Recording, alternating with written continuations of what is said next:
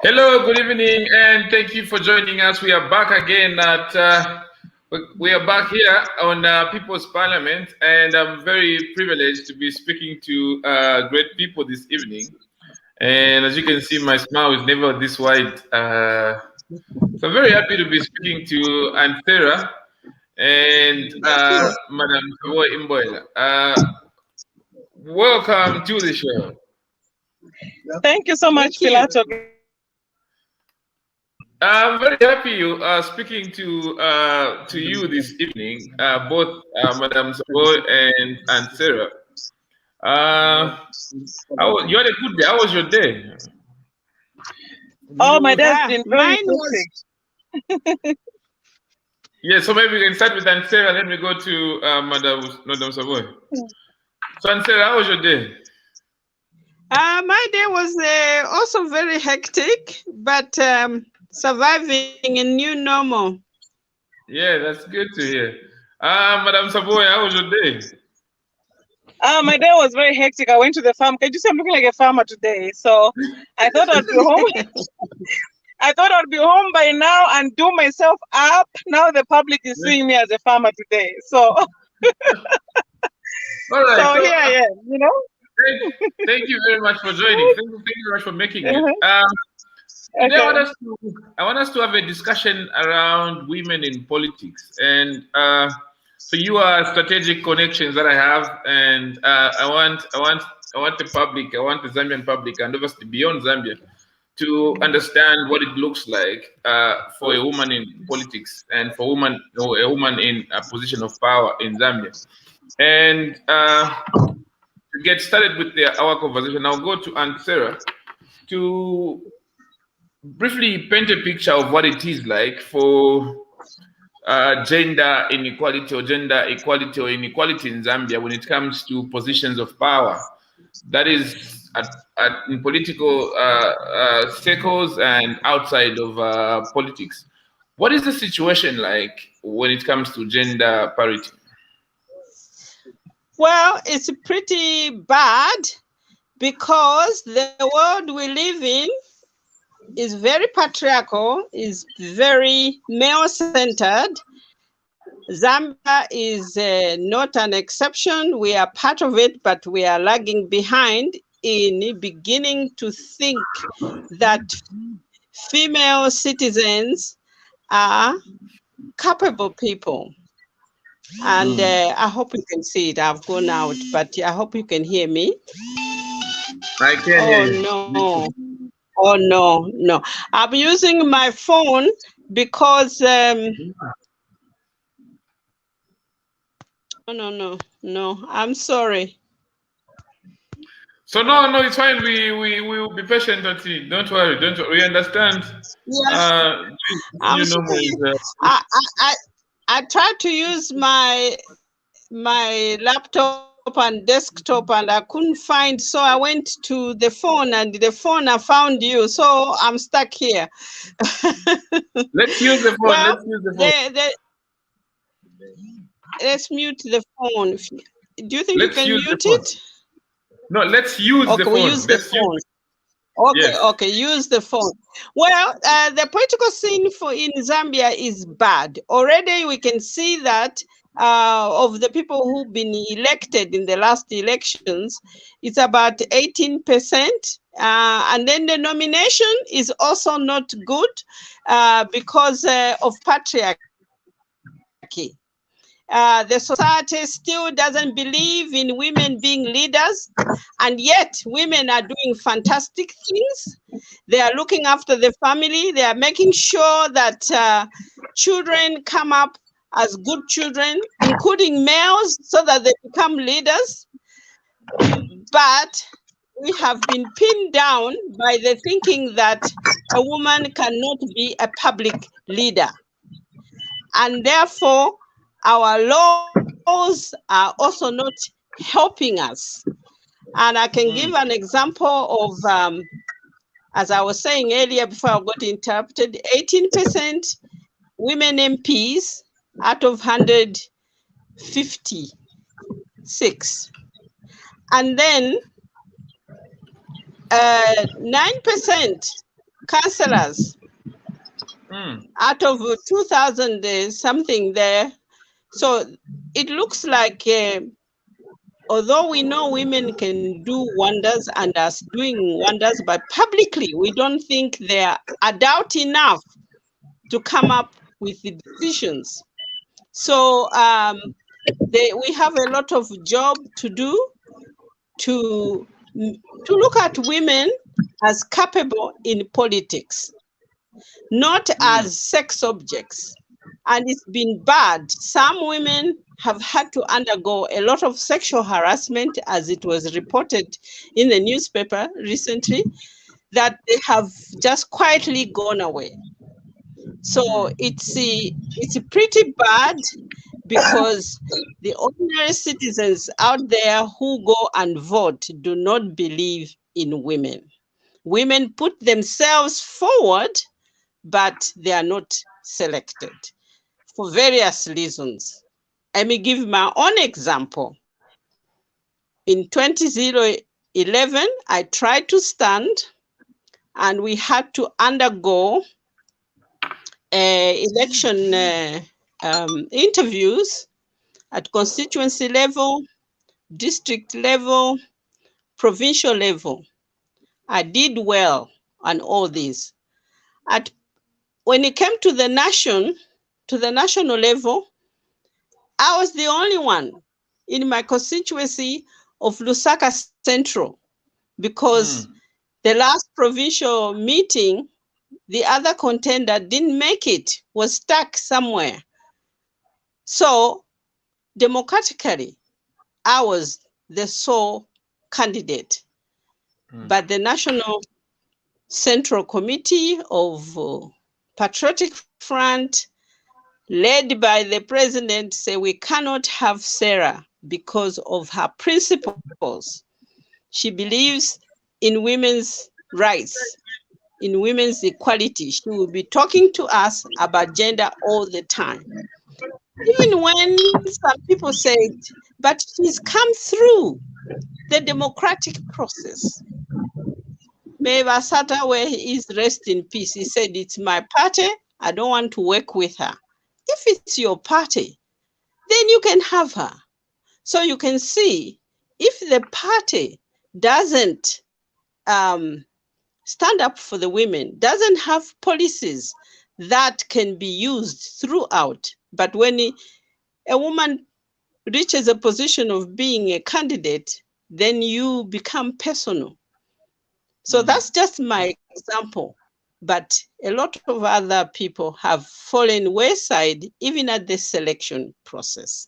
If they do win and get nominated, then us, the electorates, we still don't believe that women can deliver.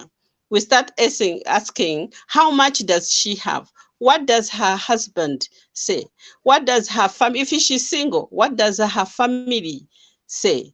You know, and then sexual harassment comes in for the single people. Then they're looking for money.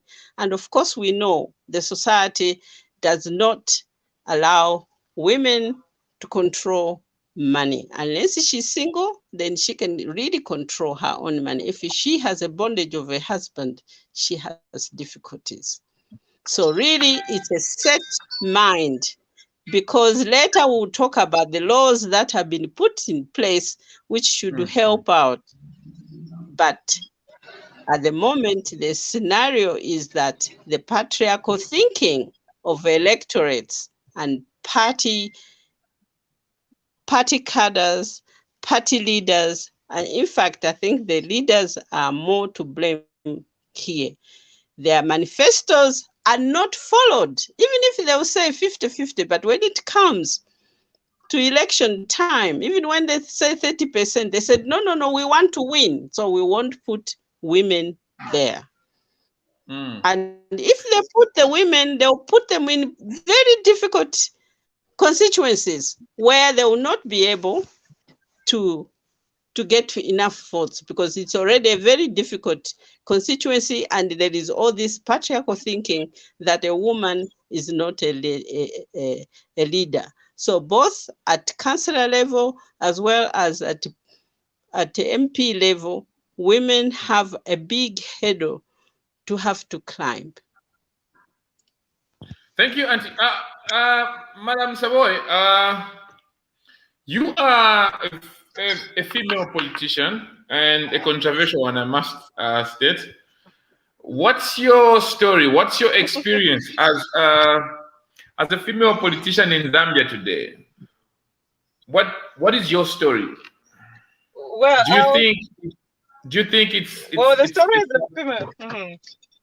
Do you think it's an environment that you are demanding? Well, the story of the female politician is what? Sorry? I don't know if you're getting me. I don't know if you're getting me clearly. I didn't get the last part of your question.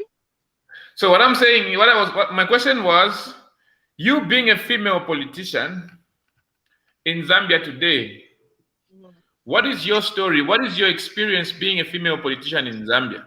Is the environment as you had imagined before you committed yourself to joining politics to the extent that you're participating now?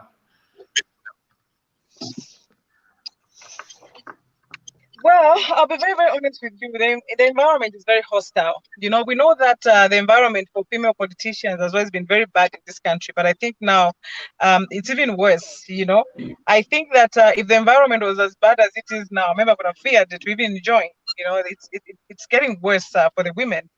And if you look at even the protocols that we have signed, be it at a regional level, like the SADC protocols, even AU, all the way to the UN, we started with the 30%, you know, but up to now, like Madam Sarah has said, we have been battling with the less than 20% in parliament. You know, you have a situation whereby only 18% of women have been voted for, like in the last parliament, at a time whereby the threshold even shifted from 30% to a whole lot of a 50%. So in Zambia, we're really, really very far. You know, so I'm talking about the environment. The environment is very hostile, you know. Wherever you are as a female politician in this country, whichever party you are in, it's not easy, you know.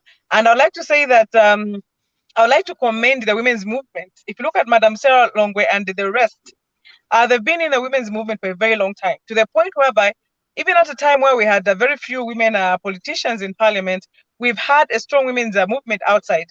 And this women's movement has made sure that certain laws that could have been trashed down by male politicians, they've been able to be implemented.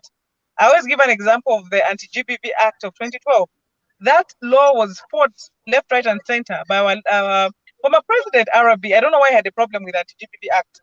But the women's movement, and especially Madam Beatrice Grillo at the time, I remember so much NGOs coming out full throttle on our Republican president, you know. And because of that, we saw it being passed into law. You know, so the women's movement has been very, very strong. So what we need to do now is just to have that critical mass in parliament. You know, and when we talk about the critical mass, this comes from the biological word of critical mass. For you to have a chemical reaction, you need that 30%, you know, to have that a chemical reaction. So that is the same thing that is used in politics, you know, to say for you to have that critical voice, you need a minimum of 30%. But with Zambia, we've been battling with a mega 20%. So now there's 18%. I think with the deaths and everything, we should be down to about 16.2% or something like that in terms of women representation. The councillors, it's worse. The female council chairpersons and MPs, worse as well, you know. So we need to create that environment that is going to make it conducive for women. And if you're going to look at the problems have been cultural, they've been religious, they've been economic, you know. The hands of the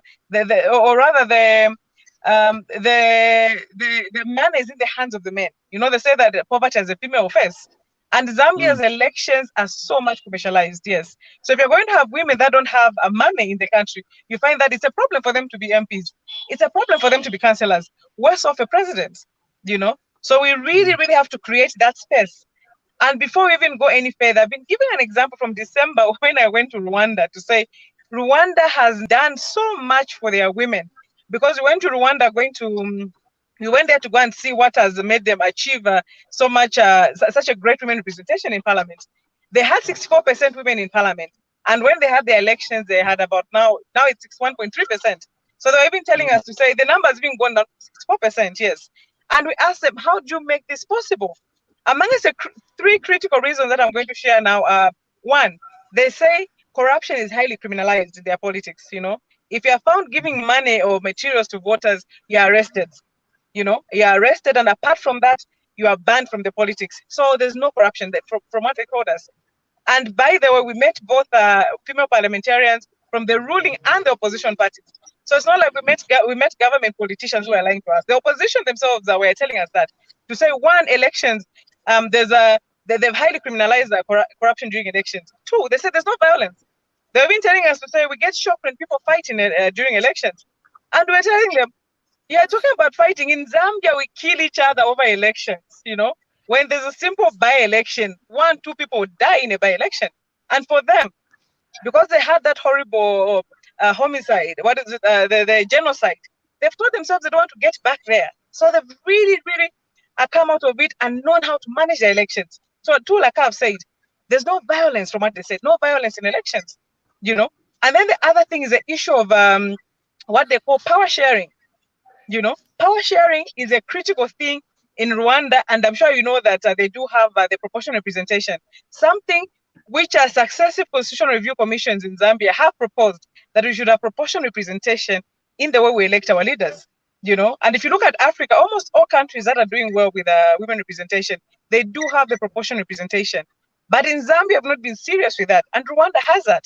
So despite even people saying, no, Rwanda's got a dictator for a president, they've got this and they've got that, when you go there, trust me, their model of elections, gender representation, and their so-called power sharing is very, very good.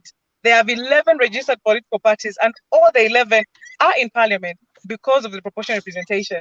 So these are the things that Zambia needs to learn from. Because you know that when we talk about the environment, most women don't even participate in elections because they complain that our elections are too violent. Our elections are highly commercialized. That's the other thing, by the way. For you to stand as an MP, as a councillor, you need so much. You know, people are spending about 2 million kwacha, 3 million kwacha just to campaign. And if you're going to campaign and do so much money, trust me, when you go in, they're going to steal, you know. But for the Rwandese female leaders, they've been told us to say, in Rwanda, it's cheap, you know, because we asked them to say, how do you find your elections? And they said, here, it's very, very cheap to stand as an MP. So anyone can wake up and say, I want to stand, you know. But in Zambia, just intra-party elections, you find that when you want to stand as an MP, the money that the leaders, you know, or the parties are going to put for you to get adopted, it's very high. The corruption that happens within the parties, men will engage in that and they'll make sure that they get the seats. For women, because they don't even have the money in the first place, they lose out in terms of the intra-party elections. And then when they go out in the public, you find that even the voters, again, they want to see a chitenge. They want to see food. They want to see materials for them to vote for you. So that disadvantages women. So if we can work out on about 3, I think I said 3, but I think I mentioned 4 critical issues. If we can talk about corruption, violence, high commercialization of our politics, and even proportional representation, you know, in terms of our electoral system, I think that will really, really help in terms of clearing the environment and increasing the number of women political participation in the country. Thank you very much. I would like us to look at this video. It's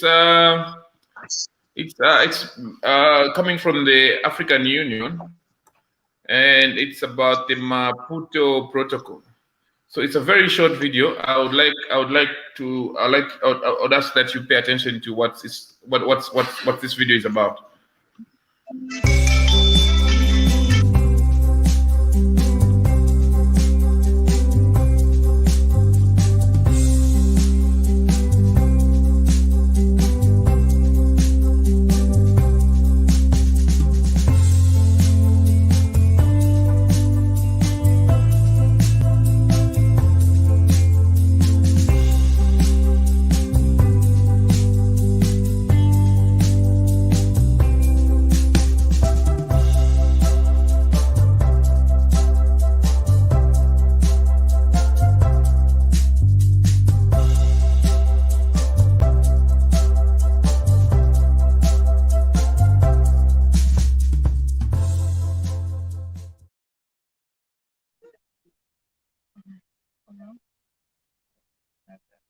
is the best route to get change here?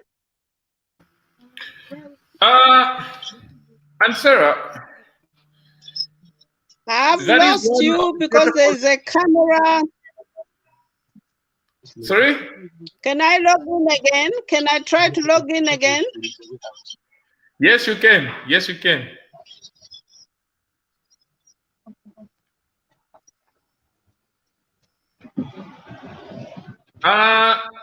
So, Madam Savoy, I'm sure you saw the video, which is the contents of some of the contents of the Maputo Protocol, and I do believe that Zambia is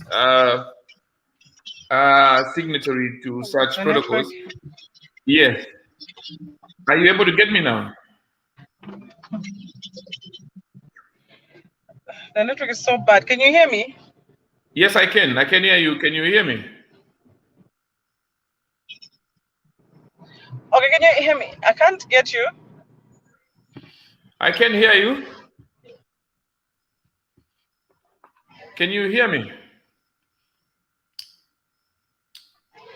Okay, I can hear you now. I can get you. Did you watch the video? Did you see the short video I just shared? The network has been so bad. I'm so sorry. Is it okay if you share the video again? All right. Okay, let me play the video. Completely. Okay, let me play it again. I don't know if you saw the video as well. I think she didn't watch it. Let me play the video again. Okay, thank you.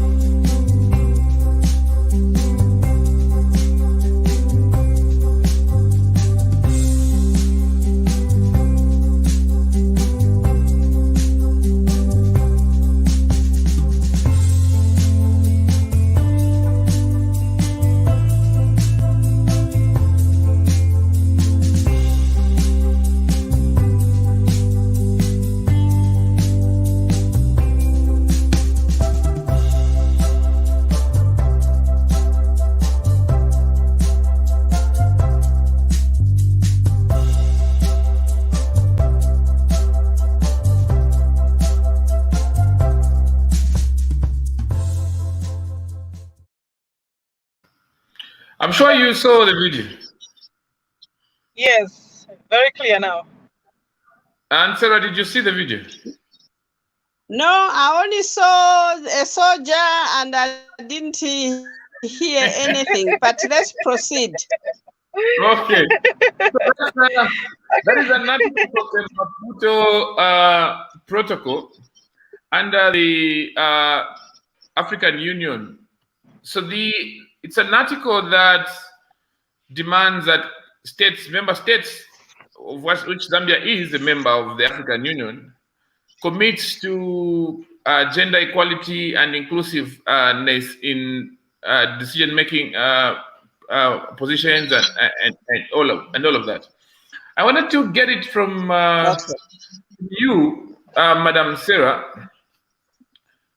Zambia is a member of so many protocols, like it was earlier mentioned. Do you think we fail because we don't want, or we have no capacity to adjust the comfort of men? Do you think it's too much for us to sacrifice and say, and I'm speaking on political positions. I'm speaking about political positions. Do you think it's too much to lose for men to say 30% of seats in parliament go to women? Or is it because it's difficult? Is it because we don't have so many women that are educated and qualified for such positions? Why do you think we fail to implement even protocols that we voluntarily commit to? The main reason is that there is no commitment.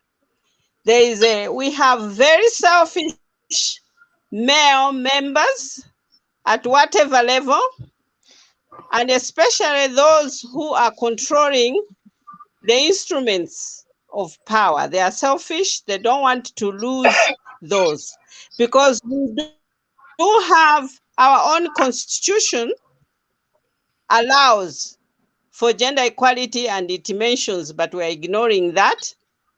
And when it came to nominations, the president is supposed to nominate 8 members. He could easily have nominated 4 women, 4 men, but he only nominated 2 women. And one of those has been taken away. So there's no political will. Or SADC, we have a SADC protocol which is asking for 50-50 representation, 50-50 representation at gender parity in decision-making positions, which we have signed and ratified. We also have the African Union has got a solemn declaration on gender equality, where it actually says gender parity should be there. We have not used it. Very few African countries are doing it. And then we have the protocol itself of AU, which is asking for 30% women in decision making at whatever level of decision making. We are not doing that. The Beijing Platform for Action asked for 30% women in decision making. This is not happening in Zambia, not even in the UN. So the main reason is that we have selfish citizens who are hanging on to the power, and unfortunately, it's men. And I don't want to go over what Saboy has already said, all those hurdles that women have to go over. Rwanda, she has mentioned that Rwanda, Tanzania, Uganda, what has helped them is that they do have 3 levels where women can compete. A general election where men and women can compete, women only, and then there is a special affirmative action for people with a disability, people who are elderly, youth. And in all these, women can be there. And Rwanda has women in all those categories. Then, of course, there is the nomination, which presidents have. And in Rwanda, all those are taken into account. As Saboy has said, they went through genocide. And that genocide was because of selfishness, lack of sharing power. They don't want to go back there. They've learned it. But here in Zambia, we have these laws we've put in. If they were followed, we would be where Rwanda is and better. So it is not a question of we can't do it. It's a question of we won't do it. We don't want to do it. That's the problem. And it's selfishness of men who are in power. And also women to some extent, because some women get into power. When they get there, they will not talk about how to bring fellow women on board. Because if they do, they lose their position. So you can see they've been put in a fix. So I don't blame the women much because they have been put in a fix. They have to choose. And since most of them go there on voluntary basis, they have not been sent by the women's movement. They've been sent there mostly by the party. So they don't see any reason why they should be listening to the women's movement. So we need to change ways in which we, as women, we enter into politics. As women, how we make our fellow electorates, women vote for fellow women. Women are voting for men, because if women were voting for women, more women will be in power now, because there are more women voters than men. So it's a question of selfishness, and those who are holding the power to clear and level the playing field for standing for elections, for being nominated, so that it's clearly on justice and on merit and not other aspects of patriarchy. No, because we have proven that women can lead. Look at COVID. If you look at the countries that have done well, they've been headed by women. New Zealand, Germany, Finland, if I just mention all their countries have done well, being led by women in crisis.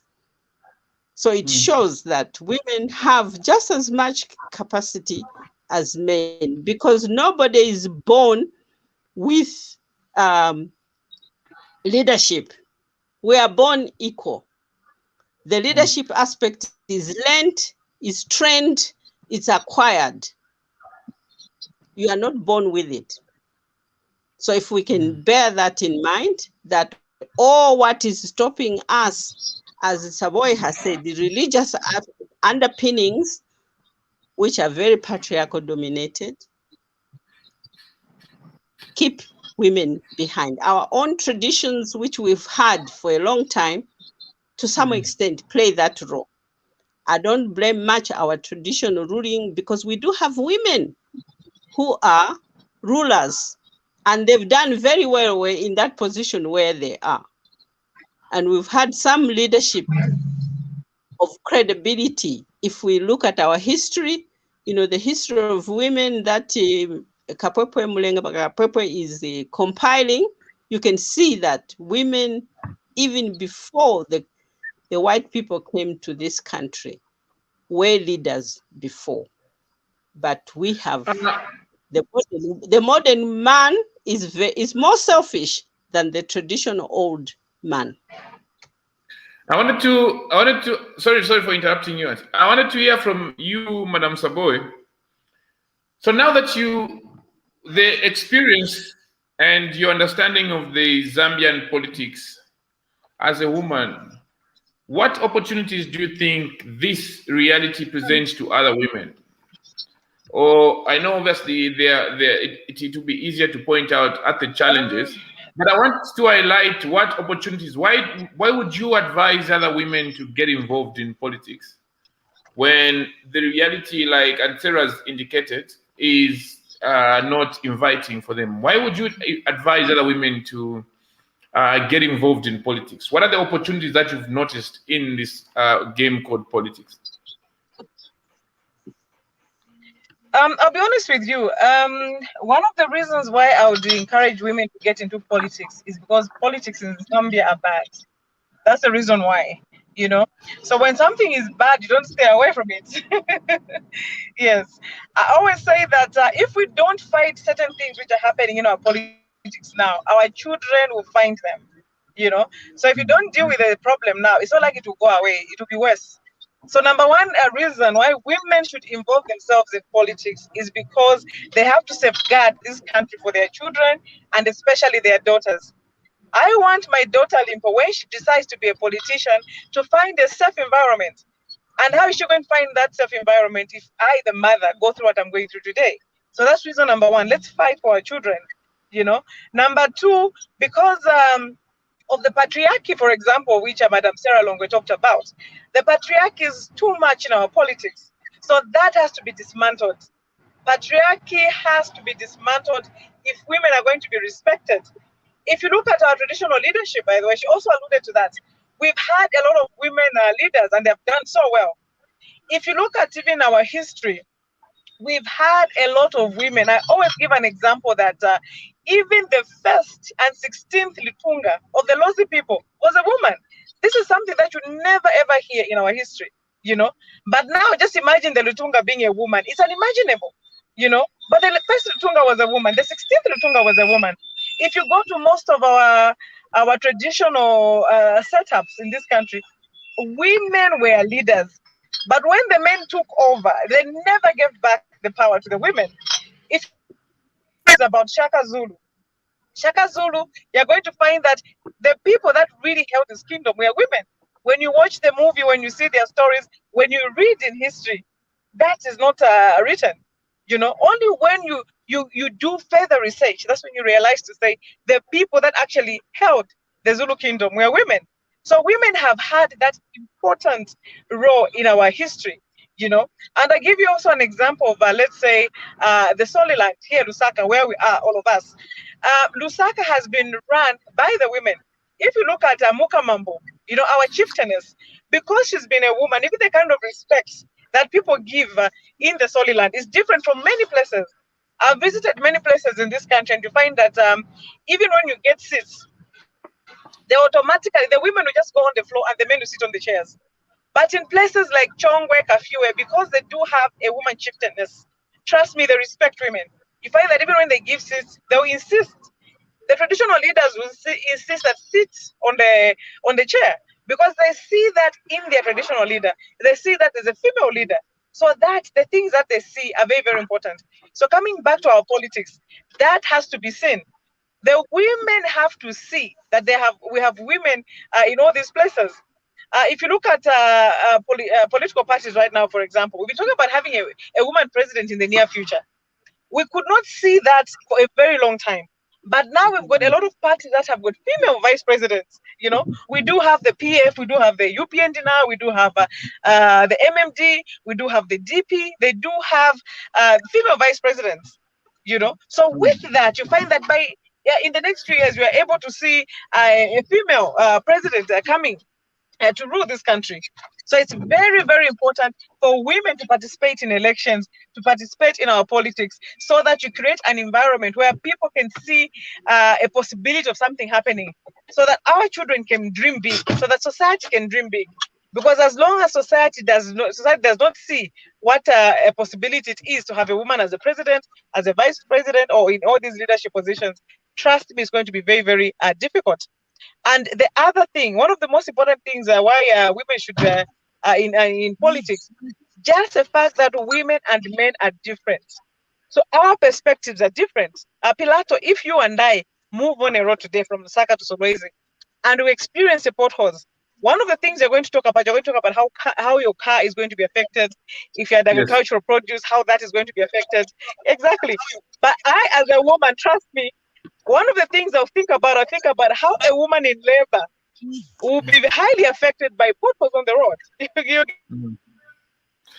All right. Okay. So I have a very interesting story of a female politician in Zambia. She's very inspirational, and I'm gonna play a video so that we can have we can share in her story, and we can pick it up the conversation from there. So perspectives are very, very different. You know, a bad road.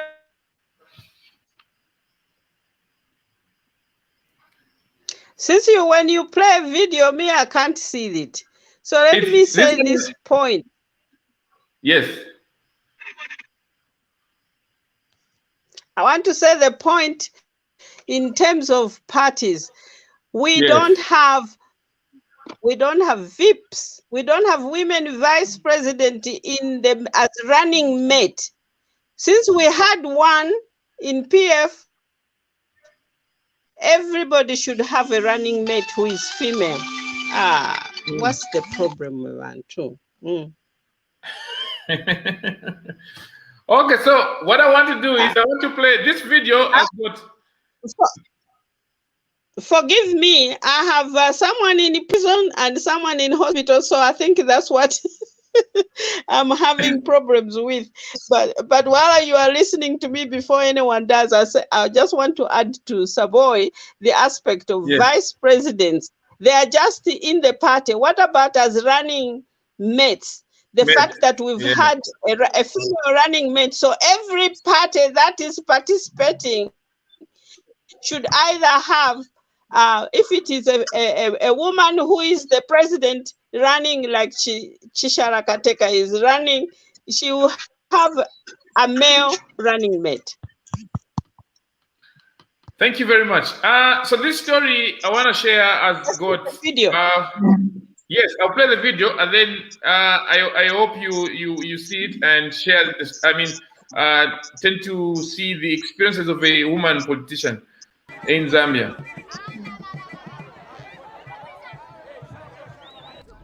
26-year-old Bumba Malabo is the youngest ward councillor in Zambia.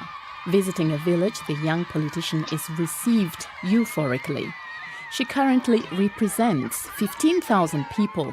Although she is part of a minority at the moment, she is hopeful that other young women will follow in her footsteps. It's important also for young women specifically to join politics so that we are able to talk about our issues as women and young women and just encourage the girls to be able to aspire to be president, to be a minister, you know, so that it's a continued circle. Yeah. Bumba first arrived here to gain practical experience as a social worker. The locals were impressed with how she engaged with the women and children, so they asked her to run in the council election. But the odds were stacked against her from the beginning. The other male candidate harassed and even physically threatened her, because leadership roles are often passed down within the same family. Some felt that Bumba was stealing something that was rightfully theirs. And in the night, you'd hear the people from the other party, you know, going with a megaphone, don't vote for this prostitute, don't vote for this foreign girl, you don't even know where she's coming from. She's just a small little girl and she would just desert you as a councillor, she'll not do anything. And it was terrible. And they would come right there in the night with their megaphones and throw stones on the roof. But I said, I'm going to win. I am going to win because the women really have supported me. Bumba's ward, Magoba, is situated in the rural outskirts of the capital, Lusaka. During her time as a councillor, Bumba was able to channel extra funds into Magoba to kickstart new infrastructure projects. She also helped 700 school children get study loans and is firmly against child marriage. Unsurprisingly, she is now pretty popular among her constituents. The councillor is a good person. She helps us a lot because she knows us well and she has an open ear for our problems here.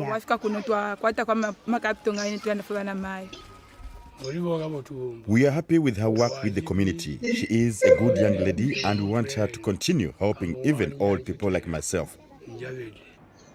With just 9%, Zambia is one of the worst countries when it comes to female representation in local politics. Although half of the population is under 35, it's even harder for young people. Only a handful of parliamentarians represent this group. Back in Magobo, Bumba is handing out water canisters. But not everyone appreciates the gesture. For years, politicians would give away money as a form of vote buying, so some of the locals were hoping for more. But Bumba is optimistic that the next generation of leaders won't simply be judged by the size of their wallets.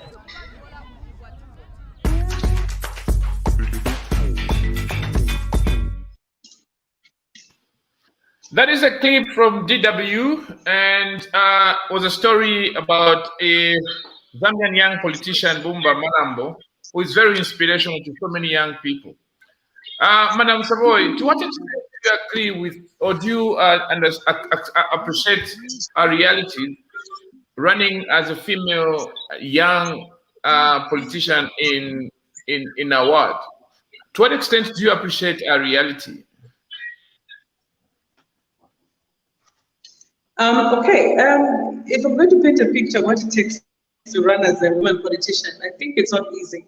I talked about the issues of resources and it takes that. It takes that support.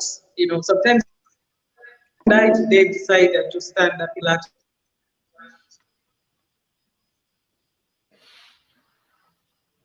For you, for a woman, whether she's married, whether she's in a relationship, it's more just to get the permission from the spouse. So it starts from there. The family members, everybody else. So that's the kind of picture that women have to go through in our country. So it's really, really, yeah. So society itself has made it very, very difficult. The so-called structural violence that women have to go through. These are things that have happened over a long period of time. So it's really not easy for a woman to stand up and say, I'm going to stand. So no wonder that support is really needed. You know, it's very, very important that, first of all, from the family setup, you know, society, they have that support that they want. If you talk about women and even younger women for that matter, the problem is even bigger. Because when we talk about resources, you find that even them, they have less. Because maybe if somebody is older, they could have worked, they could have done this, they could have done that. But for somebody who's been younger, you find that they have to first of all find the resources, they need to get the support from their families, from the society. So for women participation in politics in the country. And Sarah, did you get to watch the video? Not really, because he kept on jumping. I could see, I was trying to read what was written, but I know it was about Vumba, Yes. the counselor, the young woman who also had an orphanage, and so I know about her story. So why I played that video is I wanted to see if our experience as being a young female politician in Zambia is a common feature for other female politicians. So one of the things that she highlights in that discussion, in that interview, is that at night people would go scream and throw stones at her house, call her prostitute, call her names, and all of those things. I wanted to hear from you. Is that a feature that is common to other female politicians that you've encountered in your journey as an activist? Yes, violence against women is very rife regarding female politicians. They are insulted anyhow. They called names. They are even beaten up anyhow. So that is violence. Unfortunately, our police force are not helping. And especially if it's a political aspect, and if that woman is also in the opposition, she doesn't get any help. So our Public Order Act doesn't help either, which is supposed to deal with allowing people to campaign. So she's hardworking. She's showing exactly what other female politicians I have seen do. And the fact that she talked about being insulted and people disturbing her peace, that is typical of our Zambian political environment, especially for women. It's not pretty, and as I agree with Saboy that because it's not pretty, because it's very cruel, we should stay away. No, we should be there. And that's why I'm one of those women's movement organizers. We are asking for laws to be enforced. We have laws, they are there to protect people, but there's no political will to protect politicians, and especially women. I think it should be last month, or the other month, when we had the revelation that for some women they are asked to they asked for sex for them to be adopted. How do we address that as an issue before it becomes a norm for this country? How do we protect young women that are aspiring for political positions without having them be violated? Is to help them to come out. The ones who came out, it was in a research. So that research, they didn't reveal names or anything. But I know women lawyers, I know of one, I won't mention the name, I know 1 or 2 or 3, they are looking for test cases, women who can come forward and say, I was sexually harassed, I was asked to do such things before I could get nominated. So the only way we can protect them is to create an environment that they can come out and make their complaint, and have an environment where they are still protected from those oppressors, and that the world will listen to them. Zambians will listen to them. Courts will listen to them, and justice will be done. But at the moment, it's just something that you hear of, and when you tell that person, let us report, they are not going to say it. And they will ask you to keep quiet, never again mention what they have confided in you, what they said. So we need to create an environment where people can come out and seek justice, and let it be done not at their expense of losing their integrity, their everything, no. And also we should have policies, all parties should have policies on sexual harassment, so that if any one of them, and they can also have their own ways of dealing with sexual harassers. So we need to go out frontal and expose such going-ons. And we are lucky that there has been an exposure, so we are not backbiting anyone. It's true, it is happening. I would like to get a few comments from our viewers, and we also want to try the idea of phoning in. So I'm gonna ask people to phone in, and we have about 10 minutes to go, less than 10 minutes to go. So I'll read comments, and if there are questions, I'll let you respond, and we'll get about 3 calls just for tonight, so we can test our phone-in arrangement, so that we can allow as many voices as possible. So the first comment comes from Elizabeth Mululu. Elizabeth Mululu says, we need to start now, not in the future. We as women contribute a lot to the development of the nation, but it has front runners or in the background. I don't know if I've read this text the way she wanted it to be read. Are you able to get the point of what she's trying to communicate here? Yes. She says, she says we should act now. What she's asking for is action. We should act now and correct these ills which are happening now, which means various action. The laws must be enforced. The changing of people's mind, educating people, orienting people to think of women as rulers must continue. And borrow leaves from what has happened already. We have women who are credible leaders, traditional and otherwise, and we should use these.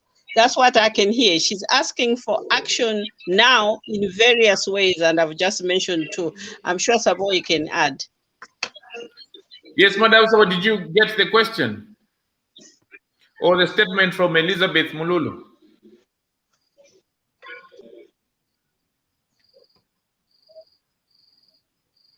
Okay, I'm gonna share this one. This one is coming from Samson Dixon Banda.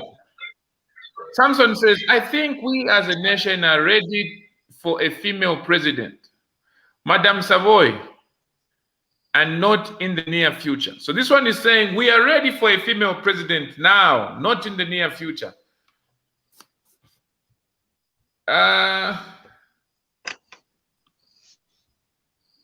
Who are you asking? I'm giving my daughter. She's gone off. So I think this one is a comment that has Madam Savoy in it. So Samson says, I think we as a nation are ready for a female president, Madam Savoy, and not in the near future. So Madam Savoy, somebody thinks that we are ready for a female president, and they are probably suggesting your name for that. Oh, the network has become so bad. Can you please repeat the question? No, it's not a question. Samson Banda is saying, I think we as a nation are ready for a female president, Madam Savoy, and not in the near future. Now, we're saying we are ready now. Oh, yes. I totally agree, actually. I totally agree. You know, we need a female now. We do need that female president. You know, but if we're going to be realistic, we look at all the front runners in terms of our politics at the moment. I don't think anyone yet has adopted a woman as their president. So from the front runners, you can tell who will be the next president, and most likely to be a man, you know. But the good thing is that almost all the front runners do have women as their vice president. So we do see a woman becoming a president soon. You know, because if you can't see a woman as a number two, trust me, to be hard for you to see a woman as a number one. So I see Zambia having that, you know, in the 2020 elections. Well, I'm going to be realistic. 2026, maybe, and I'm really, really hoping for that soon we can do that, you know. And if we can have people like Samson, because sometimes the biggest problems that we have are actually men. They'll tell you that women don't support each other, but men sometimes confuse, or rather. Oh, we lost. Can I add? Yes.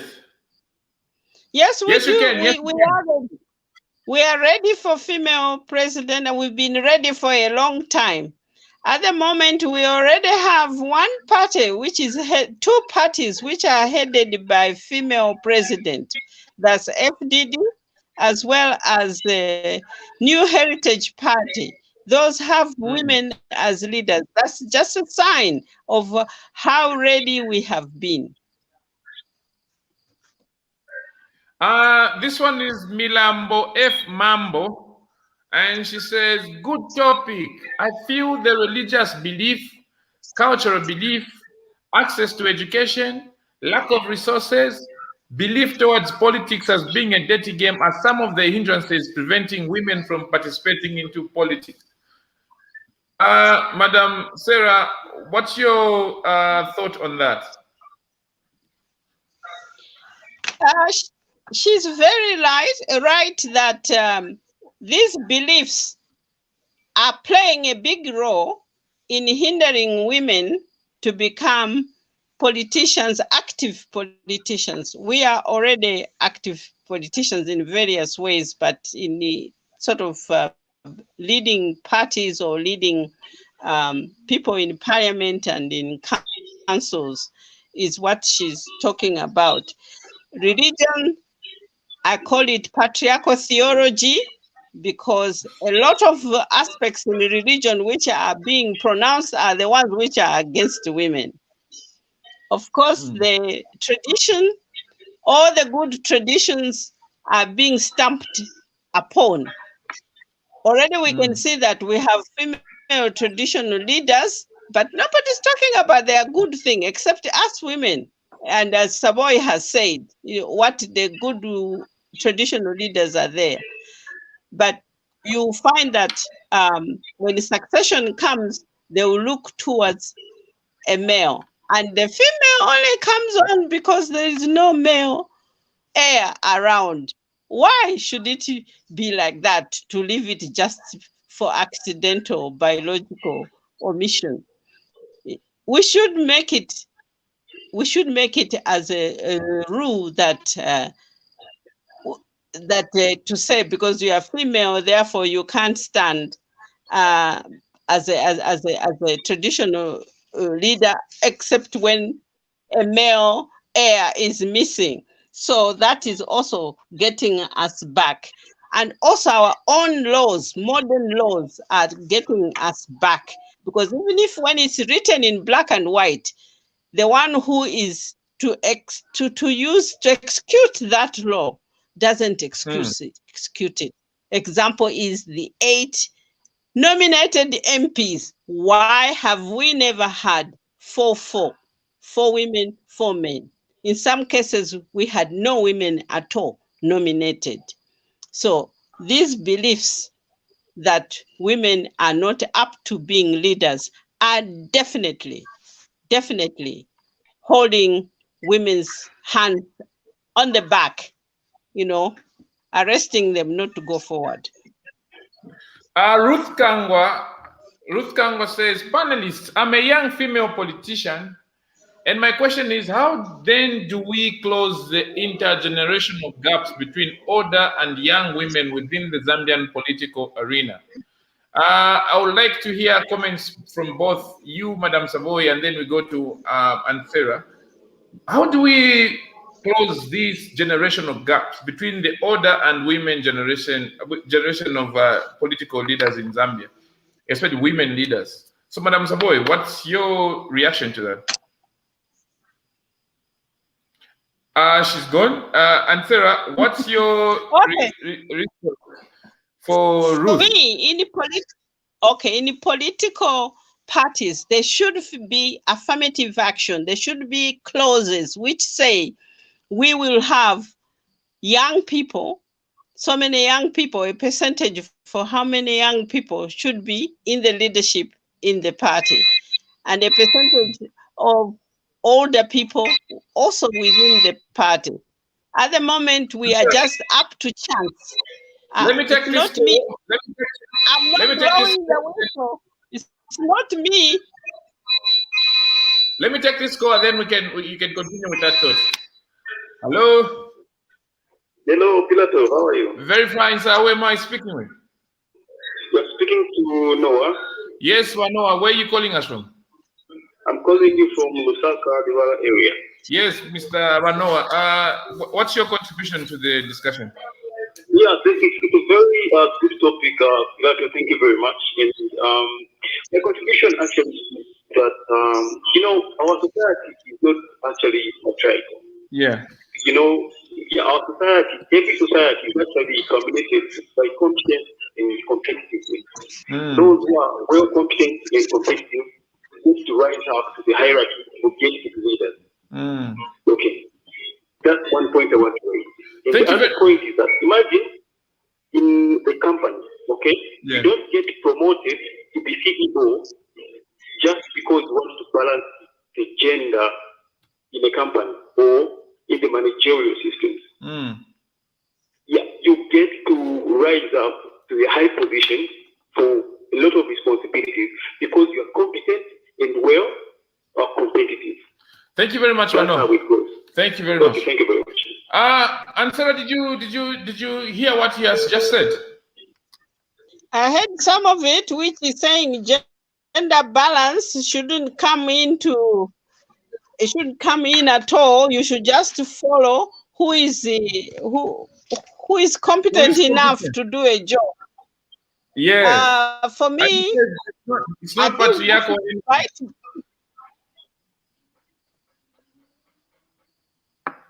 We can't do that because that's what is happening. Because when it comes to competence, they always think women are not competent. They always think women are not competent when a woman is being promoted or is being selected to do anything. So we should apply equally. That what the gender balance is about is that you should balance people with all competence, not just choosing one side. That's where the balance is. It's not just putting a woman there because it's a woman. No, she has to prove herself just like a man has to.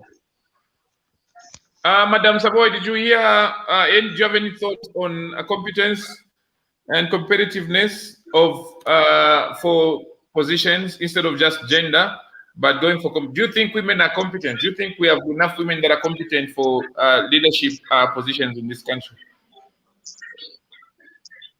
Yes, we do. We do have a lot of women that are competent. Bear in mind that if you look at Parliament, there's only... we lost signal, the internet. I think I should share my internet with her. The last comment is coming from Letitia Bupe. Letitia Bupe is... I'm so sorry, it's very bad network today. You can go ahead. So, I don't know if you can get me. Yes, we can. Yes. I was saying that, okay, let me start with the position of presidency. We only have one position for presidency. When we come to Parliament, you only have 156, So we do have enough women for those positions. councillors, how much is it? 1,654. We do have those women that can fill up, women that are competent, and I know that every time we talk about women representation, the issue of credible women, choosing women on merit always comes up, but the numbers are there. We have seen a lot of women. And one thing I would say though is that women are not as much risk takers as the men. The men, you find that even when somebody does not really qualify, they do have that confidence and they'll put themselves. We have to talk to them. You find that even a woman that qualifies, they won't have that confidence. They look at the environment, how hostile it is for women, how hostile it is for everybody else, and they would want to stay away. But if you're able to mentor women, I saw, by the way, somebody talking about how there are young female politicians out there, and they want to find out how that gap, can be closed between the older and the younger women politicians. The issue of mentorship also comes in. The younger women have to be mentored. That experience that the older women have gone through, that they continue going through, they need to ensure that they share that with the women politicians. So all these things are things that are very, very important. Okay, so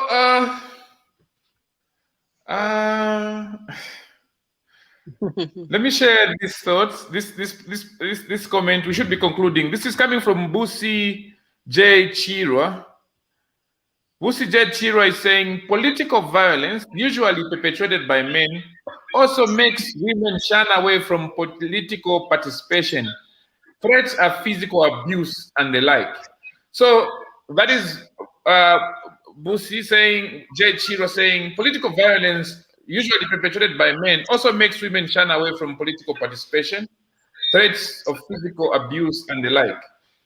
I'm not going to ask for any thought about that. I want us to look at this final video clip, and then after the video clip, I'll ask you and Sarah to close the show with your concluding remarks, and I'll also ask you, Madam Savoy, to also share your concluding remarks. This video is a statement that was shared by one of our prominent female politicians in this country, who's endured a lot of political pressure, and Madam Doris Leah. So this is a video sharing a thought.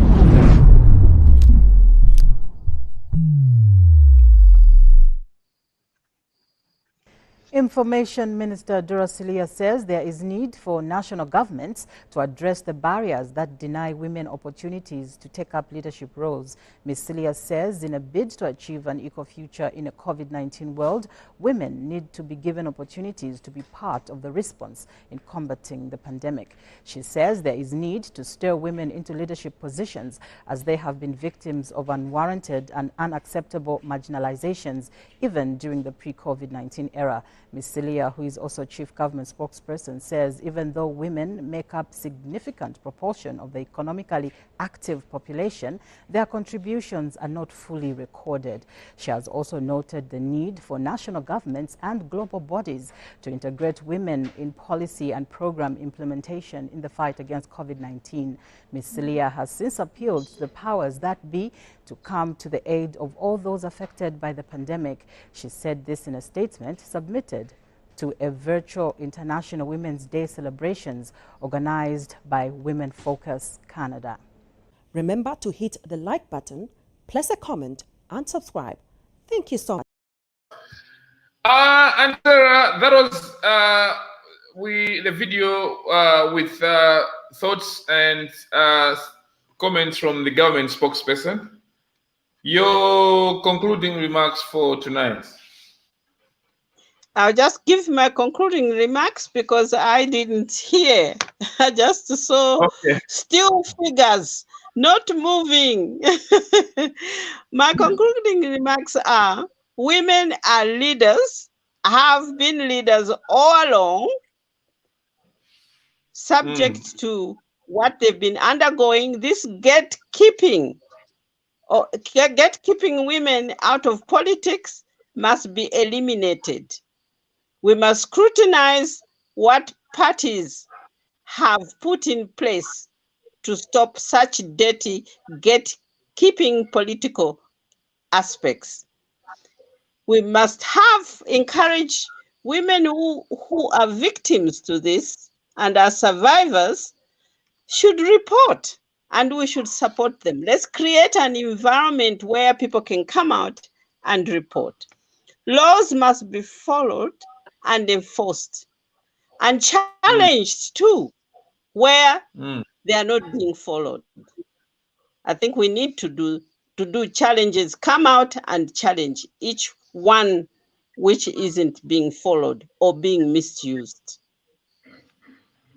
Thank you very much. Unfortunately, Madam Savoy dropped out due to internet connectivity. And so we may not get to hear our concluding remarks, but it was great having you, Auntie Sarah, and Madam Savoy. Thank you very much and have a pleasant. Thank